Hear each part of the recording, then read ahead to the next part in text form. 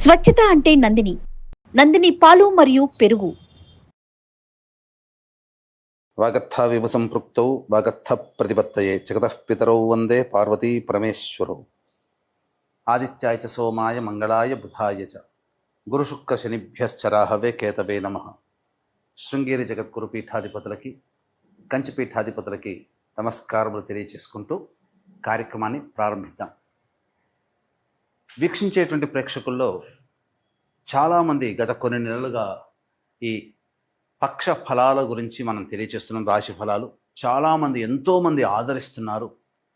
వాళ్ళ నిజ జీవితంలో చాలామంది నిజంగా జరుగుతున్నాయండి, మీరు చెప్పినట్టే జరుగుతున్నాయి, ఏ రోజుకు ఆ రోజుకి సంబంధించినటువంటి ఖర్చు కానీ ఆదాయం కానీ అలాగే ఉంటుంది, ఇక మానసికమైనటువంటి ఒత్తిళ్లు కూడా చెప్పినటువంటి రోజుల్లో ఉంటున్నాయి అని చెప్తున్నారు. కానీ కొంతమంది మాకు ఇవేవి జరగట్లేవు ఎందుకని అని చెప్పి అడుగుతున్నారు. అయితే ఇక్కడ క్లారిటీ మీకు ఒకటి తెలియచేస్తాను. ముఖ్యంగా పేరును బట్టి కాకుండా జన్మ నక్షత్రము ఉండి జన్మ రాశి గనక ఉన్నటువంటి వాళ్ళు ఖచ్చితంగా ఆ రాశే చూసుకోవాలి. అది ఒకటి పాయింట్ గుర్తుపెట్టుకోవాలి. ఇక రెండో పాయింట్, చాలామంది ఈ జొడాయిక్ సైన్ సన్ ప్రకారం కనుక రవి ప్రకారం సూచించబడినటువంటిది. అంటే ఏంటి, జూలై 23 నుంచి ఆగస్టు 23 వరకు సింహరాశికి సంబంధించినటువంటి వాళ్ళు. ఈ జూలై 23 నుంచి ఆగస్టు 23 మధ్యలో పుట్టిన వాళ్ళు సింహరాశి చూసుకుంటున్నారు. అది తప్పు.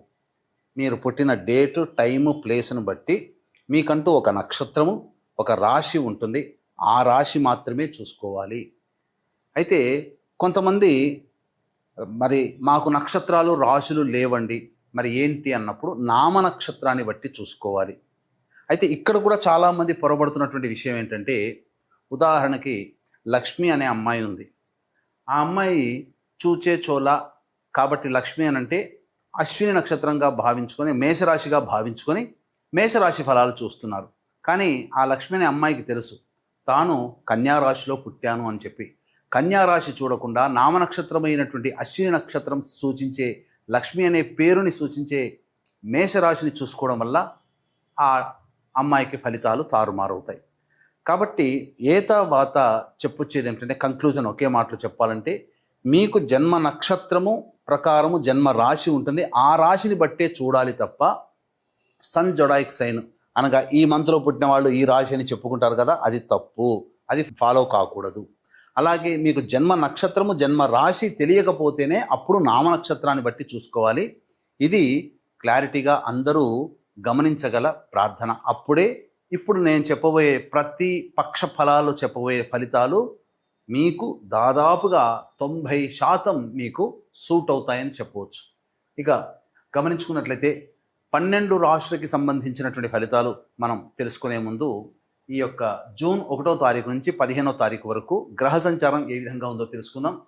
యాజ్ యూజువల్గా శని మీనరాశిలో, రాహు కుంభరాశిలో, కేతు సింహరాశిలో, అలాగే శుక్రుడు మేషరాశిలో మరియు వృషభ రాశిలో రవి సంచారము, 6వ తారీఖు వరకు బుధుడు వృషభ రాశిలో, 7వ తారీఖు నుంచి బుధుడు మిథున రాశిలో, అలాగే గురువు మిథున రాశిలో, కుజుడు 6వ తారీఖు వరకు కర్కాటక రాశిలో, తదనంతరం 7వ తారీఖు నుంచి కుజుడు సింహరాశిలో మరియు కేతు కూడా సింహరాశిలోనే సంచారం చేస్తున్నాడు. కాబట్టి దీన్ని బట్టి ఫలితాలు ఆయా రాశుల వారికి ఏ విధంగా ఉండబోతుందో మనం తెలుసుకునే ప్రయత్నం చేద్దాం. ద్వాదశ రాశులలో భాగంగా 4వదైనటువంటి కర్కాటక రాశిలో జన్మించినటువంటి వారికి జూన్ 1వ తారీఖు రోజున 15వ తారీఖు రోజు వరకు ఏ విధంగా ఉండబోతుందో క్లుప్తంగా తెలియచేసుకుందాం. రాశిలోనే 6వ తారీఖు వరకు కుజుని యొక్క సంచార ప్రభావం.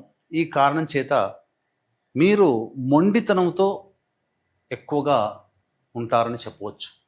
ఇక మిమ్మల్ని మించిన వాళ్ళు లేరు అనేటువంటి భావన చాలా మటుకు తగ్గించుకోండి. ఎందుకనంటే ఇది భవిష్యత్తులో రాను రాను మీకు కొన్ని అవకాశాన్ని కోల్పోయేలా చేస్తుంది. 2వ స్థానంలో 7వ తారీఖు నుంచి కుజుని యొక్క సంచార ప్రభావం కేతువుతోనే కలిసి ఉండడం కారణం చేత మీరు గమనించుకున్నట్లయితే ఎలాంటి మార్పులు మీ యొక్క దైనందిన జీవితంలో వస్తాయంటే, ఇచ్చిన మాట నిలబెట్టుకోలేని పరిస్థితి వస్తుంది. ఇప్పుడే ఒక మాట అంటారు, తదనంతరం మళ్ళీ మాట మారుస్తారు. 7వ తారీఖు తర్వాత జరిగే సంఘటనలు అలాంటి పరిస్థితులు వస్తాయి. అలాగే మీ వాక్కుని ఎంతవరకు అదుపులో ఉంటుకుంటే మీరంత సంతోషంగా ఉంటారు, లేకపోతే అనవసరమైనటువంటి వివాదాల్లో చిక్కుకుంటారు 7వ తారీఖు నుంచి. కాబట్టి జాగ్రత్తలు పాటించండి.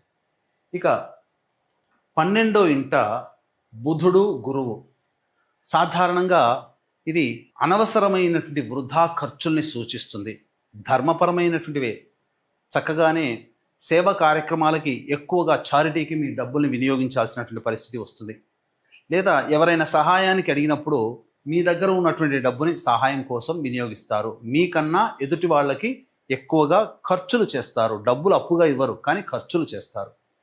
ఇక 6వ తారీఖు వరకు రవి బుధుడు లాభస్థానంలో సంచరిస్తూ ఉండడం నిరుద్యోగస్తులకి అద్భుతమైనటువంటి అవకాశంగా చెప్పవచ్చు. ముఖ్యంగా మంచి ఉద్యోగం లభించి తీరుతుంది. చేస్తున్నటువంటి వృత్తి ఉద్యోగ వ్యాపారాల్లో మీకు చక్కటి మద్దతు లభించడం ద్వారా మంచి విజయాన్ని సొంతం చేసుకుంటారు.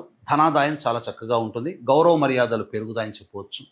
అలాగే ప్రభుత్వపరమైనటువంటి కార్యకలాపాల్లో ఉన్నటువంటి వాళ్ళకి మంచి అధికారుల యొక్క అనుగ్రహం కలుగుతుంది. కాంట్రాక్టర్లకి, వ్యాపారస్తులకి బిల్స్ పాస్ అవుతాయని చెప్పవచ్చు. ఇక శుక్రుడు 10వ స్థానంలో ఉండడమే ఇది ప్రధానంగా కొంత దోషం. అనవసరంగా డాబు కోసం, మీ గొప్పతనం కోసం ఖర్చులు చేయాల్సినటువంటి పరిస్థితి వస్తుంది. అందరిలో మీరు గొప్ప అనిపించుకోవడం కోసం కొన్ని బాధ్యతల్ని నెత్తిన వేసుకోవాల్సిన పరిస్థితి మీకు గోచరమవుతుంది. విలువైనటువంటి ఆభరణాలు కొనుగోలు చేయడం ద్వారా డబ్బుల్ని తగలేసుకుంటారు. అన్నిటికంటే మించి స్త్రీలతో కొంత వాగ్వివాదాలు జరుగుతాయి. కాబట్టి జాగ్రత్తలు పాటించండి. మీ కీర్తి ప్రతిష్టలకి దెబ్బ కలిగే విధంగా కొన్ని పనులు ఏర్పడతాయి. 9వ స్థానంలో శని సంచారము ఇది కాస్త ఇబ్బందికర పరిస్థితులు. విదేశీయానం, విదేశీ విద్యకు సంబంధించి ప్రయత్నాల్లో కాస్త ఇబ్బందులు అనేటువంటివి ఉంటాయి.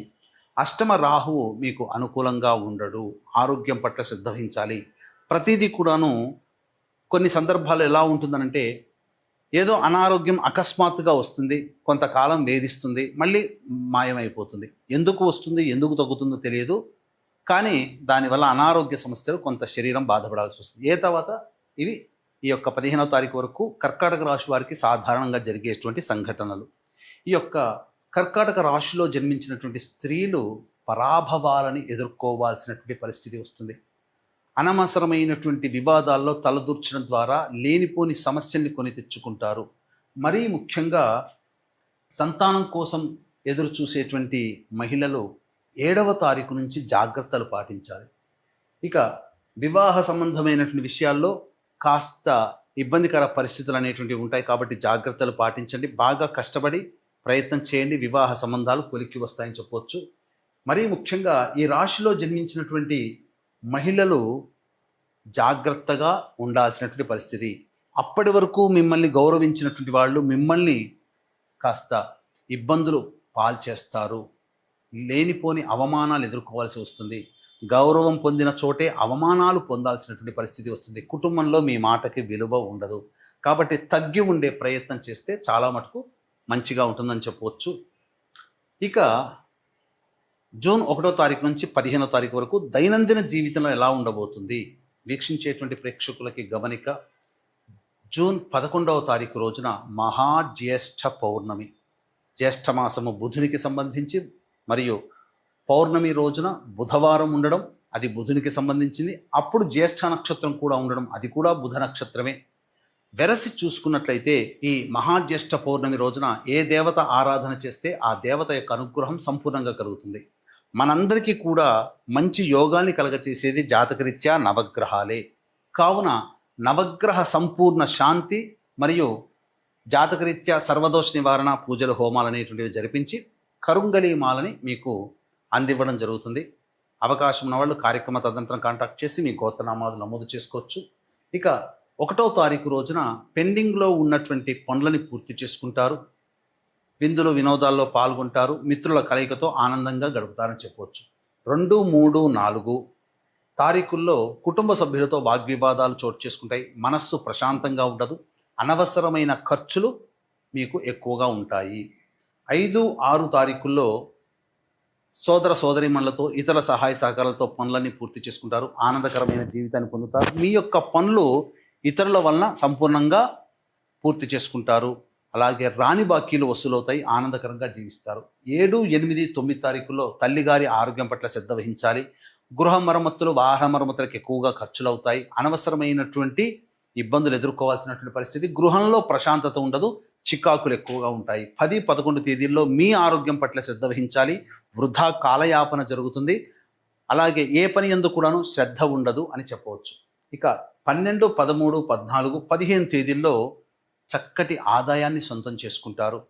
కోల్పోయిన బంధుత్వాలు, ప్రేమలు, ఆప్యాయతలు, మిత్రులని మళ్ళీ తిరిగి పొందగలుగుతారు. అలాగే పొరపచ్చాలు, ఇతరులతో ఉన్నటువంటివన్నీ సాల్వ్ చేసుకుంటారు, పరిష్కరించుకొని ఆనందకరంగా జీవిస్తారు. ధనాదాయం చాలా చక్కగా ఉంటుంది. అన్ని విధాలుగా విందులు వినోదాల్లో కుటుంబ సభ్యులతో ఆనందంగా గడుపుతారని చెప్పవచ్చు. ఏ తర్వాత చెప్పొచ్చేది ఏమిటంటే 2, 3, 4 తేదీల్లో అలాగే 10, 11 తేదీల్లో అనవసరమైనటువంటి ఖర్చులు అధికంగా ఉంటాయి కాబట్టి జాగ్రత్తలు పాటించండి. అలాగే మహా జ్యేష్ఠ పౌర్ణమి రోజున సంపూర్ణ నవగ్రహ శాంతి, సర్వదోష నివారణ పూజలు, హోమాలు అనేటివి జరిపించి శక్తిపాతం చేయబడినటువంటి కరుంగలి మాలను కూడా మీకు అందివ్వడం జరుగుతుంది. అవకాశం ఉన్న వాళ్ళు 11వ తారీఖు ఉదయం 9 గంటల లోపల మీ గోత్రనామాలు నమోదు చేసుకోండి. మరియు ఇప్పుడు చెప్పినటువంటివన్నీ కూడాను దైనందిన అనగా రోజువారీ కార్యకలాపాల్లో మీకు జరిగేటువంటివి. ఇప్పుడు చెప్పినటువంటి వాటికంటే ఇంకా విభిన్నంగా మీ యొక్క జీవితం ఉందంటే జన్మ జాతకంలో నడుస్తున్నటువంటి గ్రహ దశాంతర దశల యొక్క ప్రభావాలు. కావున దగ్గరలోని మంచి ఉపాసనా పరులైనటువంటి జ్యోతిషుల్ని సంప్రదించి వారి సలహాలు, సూచనలు కనుక పాటించినట్లయితే మరింత మెరుగైనటువంటి జీవితాన్ని పొందుతారని తెలియజేస్తూ సర్వం శ్రీ ఉమామహేశ్వర పరబ్రహ్మార్పణమస్తు.